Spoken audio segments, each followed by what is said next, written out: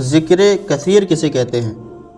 الذین یذکرون اللہ قیاما وقعودا وعلی جنوبہم، وہ لوگ جو اللہ تعالیٰ کا ذکر کھڑے، لیٹے اور بیٹھے ہوئے کرتے ہیں۔ انسان کی یہی تین حالتیں ہیں، یا تو وہ کھڑا ہوگا، یا بیٹھا ہوگا، یا لیٹا ہوگا۔ تو قرآن مجید میں بتایا گیا کہ تینوں حالتوں میں اللہ کا ذکر کرنا، یعنی اللہ چاہتے یہ ہیں کہ تم ہر حال میں میرا ذکر کرو۔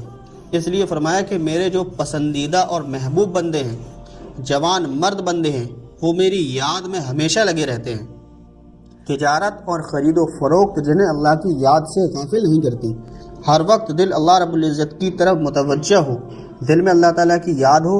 اس لیے ہمارے اکابرین نے ذکر کی خوب کثرت رکھی ہے۔ ذکر قلبی کسے کہتے ہیں؟ بعض لوگ کہتے ہیں کہ ذکر قلبی کیا ہوتا ہے؟ تو دیکھیے قرآن مجید میں اللہ تعالیٰ فرماتے ہیں، تو اس کی اطاعت نہ کر جس کے قلب کو ہم نے اپنے ذکر سے غافل کر دیا۔ اب دیکھیے کہ اس آیت میں ذکر کا لفظ استعمال کیا کہ معلوم ہوا کہ قلب ذاکر بھی ہوتا ہے اور قلب غافل بھی ہوتا ہے۔ قرآن پاک کی آیت بتلا رہی ہے کہ اگر دل سے ذکر نہ ہوتا تو پھر دل کے غافل ہونے کی بات کیوں کرتے؟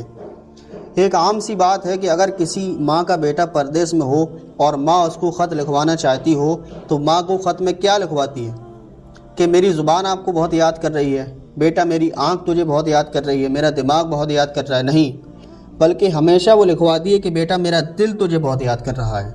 تو معلوم ہوا کہ یاد انسان کے دل کا عمل ہے، تو عمل دل کا ہے، زبان سے پھر اس کا اظہار ہوا کرتا ہے۔ اس لیے ذکر کے دو طریقے ہیں، یا تو بالکل دل ہی میں اللہ کا ذکر کرو، اور اگر زبان سے اظہار بھی کرنا ہے تو پھر ذکر لسانی کرو۔ دونوں طریقے ہیں۔ تو اصل میں یاد ہے ہی قلب کا عمل، اس لیے کہ اگر دل میں یاد نہیں تو پھر کہیں بھی یاد نہیں۔ تو یہ ذکر قلبی نام ہے، اللہ کو اپنے دل میں یاد کرنے کا۔ یہ ہمارے مشائخ کا طریقہ بھی رہا ہے کہ دونوں طریقوں سے ذکر کیا۔